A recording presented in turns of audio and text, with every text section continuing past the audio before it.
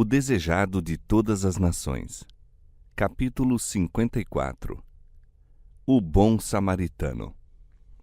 Este capítulo se baseia em Lucas capítulo 10, versos 25 a 37.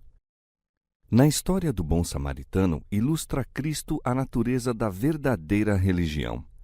Mostra que consiste não em sistemas, credos ou ritos, mas no cumprimento de atos de amor, no proporcionar aos outros o maior bem na genuína vontade. Enquanto Cristo ensinava ao povo, eis que se levantou um certo doutor da lei tentando e dizendo: Mestre, que farei para herdar a vida eterna? Respiração suspensa, esperou o vasto auditório a resposta. Os sacerdotes e rabis haviam pensado em enredar Jesus com essa pergunta do doutor da lei. O Salvador, porém, não entrou em discussão. Fez com que o próprio doutor respondesse a si mesmo. Que está escrito na lei? Disse ele. Como lês? Os judeus ainda acusavam Jesus de menosprezo para com a lei dada no Sinai. Mas ele fez sentir que a salvação depende da observância dos mandamentos divinos. Disse o doutor: Amarás ao Senhor teu Deus de todo o teu coração, e de toda a tua alma, e de todas as tuas forças, e de todo o teu entendimento, e ao teu próximo como a ti mesmo. Disse Jesus: Respondeste bem, faze isso e viverás. O doutor da lei não estava satisfeito com a atitude e as obras dos fariseus. Estivera estudando as Escrituras com o desejo de aprender-lhes a verdadeira significação. Tinha interesse vital no assunto e, em sinceridade, indagara: Que farei? Em sua resposta quanto às reivindicações da lei, passara por sobre toda a massa de preconceitos cerimoniais e rituais. Não lhes atribuiu valor, mas apresentou os dois grandes princípios de que dependem toda a lei e os profetas. O merecer essa resposta o louvor de Cristo colocou o Salvador em terreno vantajoso para com os rabis. Não o podiam condenar por sancionar o que fora afirmado por um expositor da lei.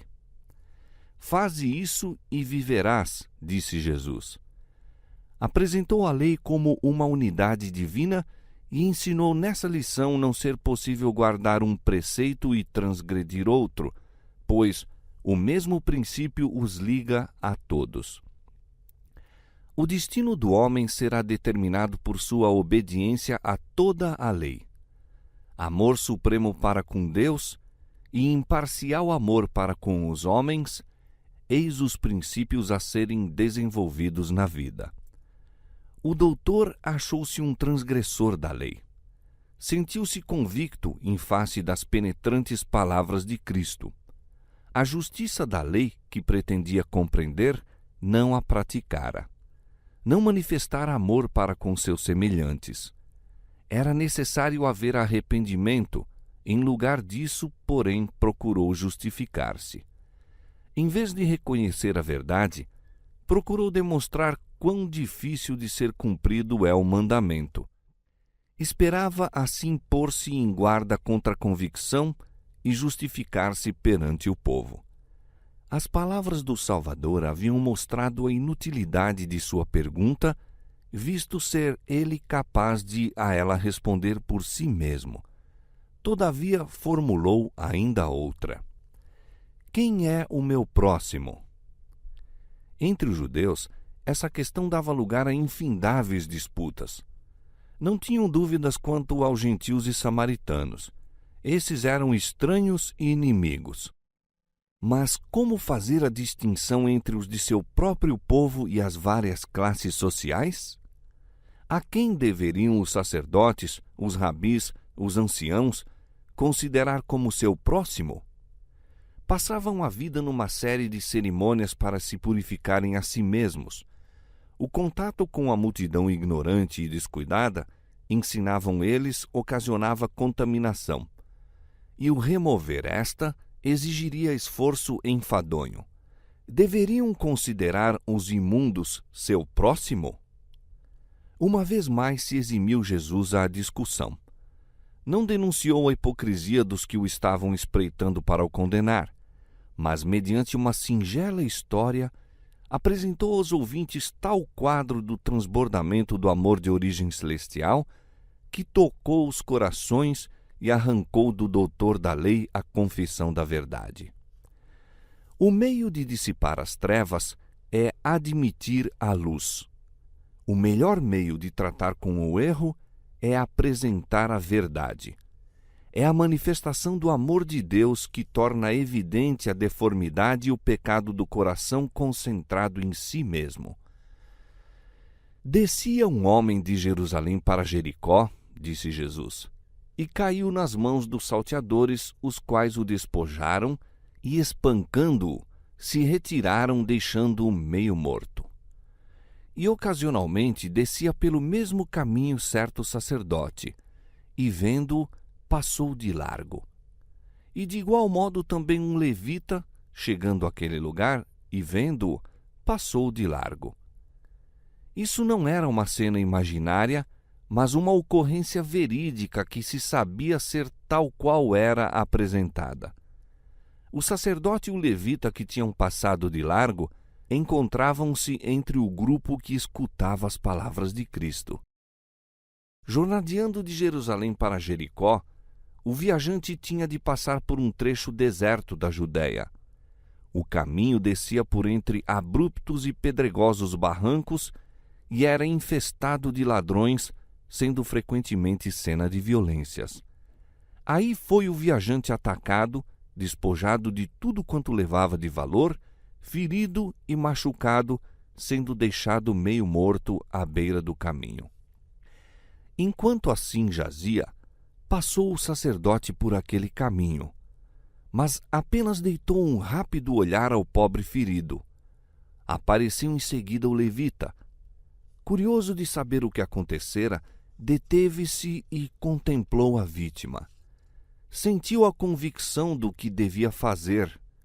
Não era, porém, um dever agradável. Desejaria não haver passado por aquele caminho, de modo a não ter visto o ferido.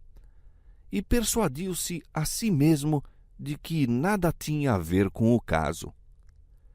Ambos esses homens ocupavam postos sagrados e professavam expor as Escrituras. Pertenciam à classe especialmente escolhida para servir de representantes de Deus perante o povo. Deviam compadecer-se ternamente dos ignorantes e errados, Hebreus capítulo 5, verso 2, para que pudessem levar os homens a compreender o grande valor de Deus para com a humanidade. A obra que haviam sido chamados a fazer era a mesma que Jesus descrevera como sua quando dissera: "O Espírito do Senhor é sobre mim, pois que me ungiu para evangelizar os pobres, enviou-me a curar os quebrantados de coração e a pregoar liberdade aos cativos, a dar vista aos cegos, a pôr em liberdade os oprimidos." Lucas 4,18. Os anjos de Deus contemplam a aflição de sua família na terra e estão preparados para cooperar com os homens em aliviar a opressão e o sofrimento. Em sua providência, Deus levara o sacerdote e o levita a passarem pelo caminho onde jazia a vítima dos ladrões, a fim de verem a necessidade que tinha de misericórdia e auxílio. Todo o céu observava para ver se o coração desses homens seria tocado de piedade pela desgraça humana. O Salvador era aquele que instruíra os hebreus no deserto. Na coluna de nuvem e de fogo, ensinara uma lição bem diversa daquela que o povo ora recebia de seus sacerdotes e mestres. As misericordiosas providências da lei estendiam-se até aos animais inferiores que não são capazes de exprimir em palavras suas necessidades e sofrimentos. Por intermédio de Moisés, foram dadas aos filhos de Israel instruções nesse sentido. Se encontrares o boi de teu inimigo ou o seu jumento desgarrado, sem falta lhe o reconduzirás. Se vires o asno daquele que te aborrece, deixado debaixo de sua carga, deixarás, pois, de ajudá-lo? Certamente o ajudarás juntamente com ele. Mas no homem ferido pelos salteadores, apresentou Jesus o caso de um irmão em sofrimento. Quanto mais deveria o coração deles ter se possuído de piedade por aquele do que por um animal de carga. Fora-lhes dada por meio de Moisés a mensagem de que o Senhor seu Deus, o Deus grande, poderoso e terrível, faz justiça ao órfão e à viúva e ama o estrangeiro. Portanto, ordenou: pelo que amareis o estrangeiro, amá-lo-ás como a ti mesmo.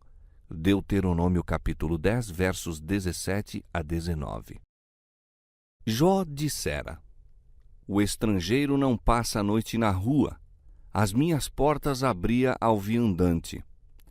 E quando os 2 anjos em aparência de homens foram a Sodoma, Ló inclinou-se por terra e disse: eis agora, meus senhores, entrai, peço-vos, em casa de vosso servo, e passai nela a noite. Com todas essas lições estavam os sacerdotes e levitas familiarizados, mas não as introduziram na vida prática. Educados na escola do fanatismo social, haviam se tornado egoístas, estreitos e exclusivistas. Ao olharem para o homem ferido, não podiam dizer se pertencia à sua nação. Pensaram que talvez fosse samaritano e desviaram-se. Em sua ação, segundo descrita por Cristo, não viu o doutor da lei coisa alguma contrária ao que lhe fora ensinado quanto às reivindicações da lei. Outra cena, porém, foi então apresentada. Certo samaritano, indo de viagem, chegou onde se achava a vítima e, ao vê-la, moveu-se de compaixão por ela. Não indagou se o estranho era judeu ou gentil. Fosse ele judeu, bem sabia o samaritano que, invertidas as posições, o homem lhe cuspiria no rosto e passaria desdenhosamente. Mas nem por isso hesitou. Não considerou que ele próprio se achava em perigo de assalto se demorasse naquele local. Bastou-lhe o fato de estar ali uma criatura humana em necessidade e sofrimento. Tirou o próprio vestuário para cobri-lo.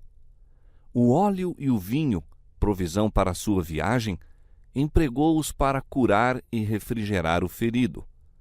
Colocou-o em sua cavalgadura e pôs-se a caminho devagar, a passo brando, de modo que o estranho não fosse sacudido, aumentando-se-lhe assim os sofrimentos. Conduziu-o a uma hospedaria, cuidou dele durante a noite, velando-o carinhosamente. Pela manhã, como o doente houvesse melhorado, o samaritano ousou seguir viagem. Antes de fazê-lo, porém, pô-lo sob os cuidados do hospedeiro, pagou as despesas e deixou um depósito em seu favor. Não satisfeito com isso ainda, tomou providências para qualquer necessidade eventual, dizendo ao hospedeiro: cuida dele, e tudo o que de mais gastares, eu tu pagarei quando voltar. Concluída a história, Jesus fixou o doutor da lei com um olhar que lhe parecia ler a alma e disse: qual, pois, destes 3 te parece que foi o próximo daquele que caiu nas mãos dos salteadores? O doutor nem ainda, então, quis tomar nos lábios o nome samaritano e respondeu: o que usou de misericórdia para com ele? Jesus disse: vai e faze da mesma maneira. Assim a pergunta: quem é o meu próximo? Ficou para sempre respondida. Cristo mostrou que nosso próximo não quer dizer simplesmente alguém de nossa igreja ou da mesma fé. Não tem que ver com distinção de raça, cor ou classe. Nosso próximo é todo aquele que necessita de nosso auxílio. Nosso próximo é toda alma que se acha ferida e quebrantada pelo adversário. Nosso próximo é todo aquele que é propriedade de Deus. Na história do bom samaritano, Jesus ofereceu uma descrição de si mesmo e de sua missão. O homem fora enganado, ferido, despojado e arruinado por Satanás, sendo deixado a perecer. O Salvador, porém, teve compaixão de nosso estado de desamparo. Deixou sua glória para vir em nosso socorro.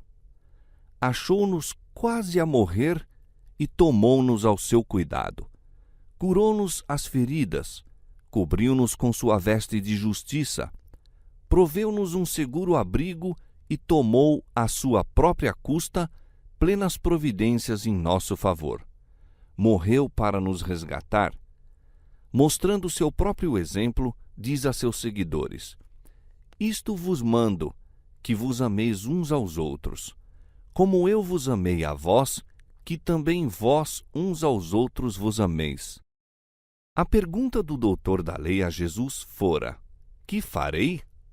E Jesus, reconhecendo o amor para com Deus e os homens como a súmula da justiça, respondera: Faze isso e viverás. O samaritano obedecera aos ditames de um coração bondoso e amorável, demonstrando-se assim um observador da lei. Cristo recomendou ao doutor: Vai e faze da mesma maneira.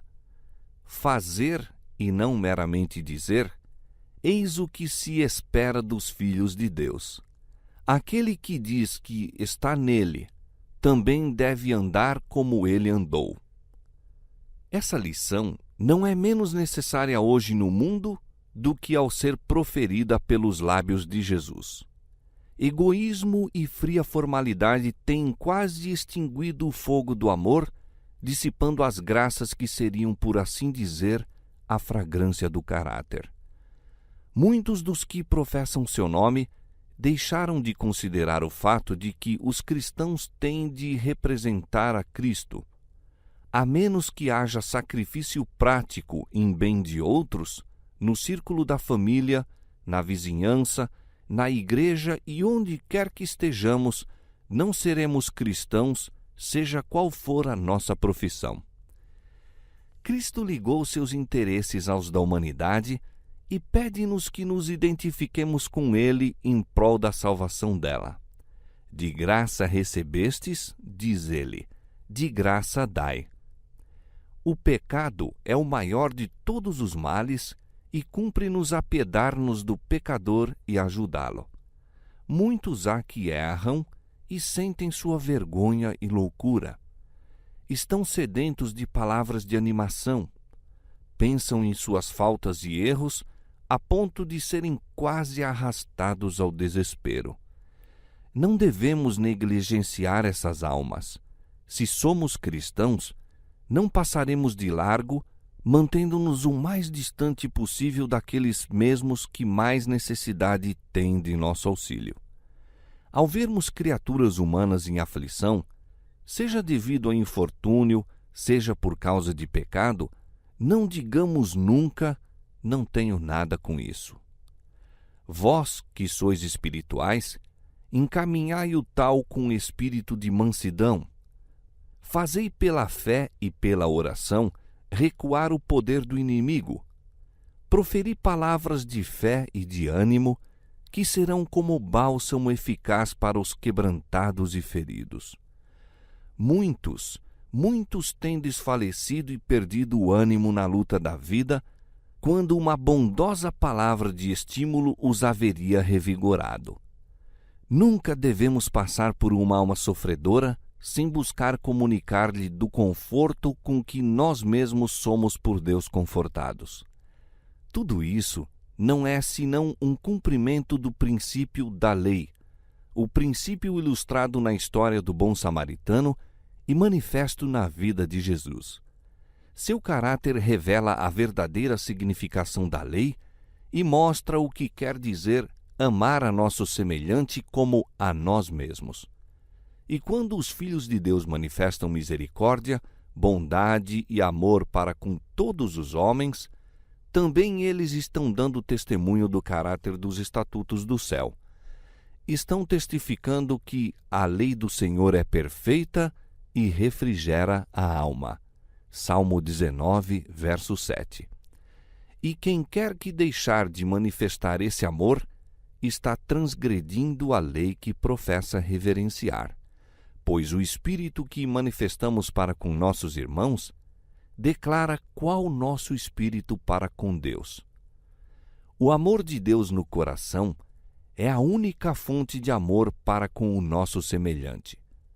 Se alguém diz, eu amo a Deus, e aborrece a seu irmão, é mentiroso. Pois quem não ama a seu irmão, ao qual viu, como pode amar a Deus a quem não viu? Amados, se nos amamos uns aos outros, Deus está em nós, e em nós é perfeita a sua caridade. 1 João capítulo 4, versos 20 e 12.